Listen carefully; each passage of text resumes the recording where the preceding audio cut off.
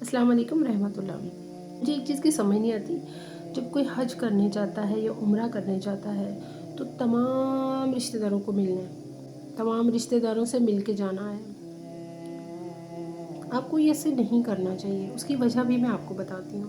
میں نے دیکھا ہے کہ جب آپ حج یا عمرہ کرنے جاتے ہیں تو آپ کے وہ ریلیٹیوز جو ابھی تک اس سعادت سے محروم ہوتے ہیں، ان کے دل میں دیکھیں حسرت آ جاتی ہے، اور وہ حسرت ان کو اللہ سے گل و شکووں میں بھی ڈال سکتی ہے اور یقیناً اللہ کی طرف راغب بھی کر سکتی ہے۔ اور بہت سارے ایسے ریلیٹیوز بھی ہوتے ہیں جو اس سعادت کی نہ حاصل ہونے کی وجہ سے حسد میں آ جاتے ہیں، اور حسد سے نقصان آپ کا ہی ہے۔ پھر آپ جب آتے ہیں پھر بھی آپ نے سب کو اسپیشلی ملنے جانا ہے، سب آپ کی دعوت کریں، آپ کو مبارکباد دیں، ایسا نہیں ہونا چاہیے۔ آپ اللہ کی بارگاہ میں جا رہے ہیں تو خاموشی سے جائیے۔ آپ نے اگر کچھ غلط کیا ہے نا کسی سے، تو اس کی معافی ان سے مانگیے۔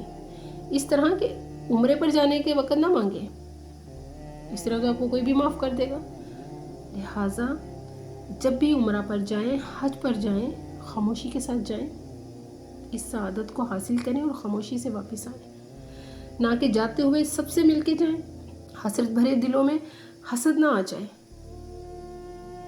دوسروں کو نیکیوں کی طرف لانے کی بھی توفیق حاصل کر لیں۔ جیسے آپ کو اللہ اتنی بڑی سعادت دے کے اپنی طرف بلا رہا ہے، تو دوسروں کو بھی خیر کے ساتھ جوڑیں اور خود بھی خیر سے جڑیں۔ جزاک اللہ خیر و بارک اللہ فیک۔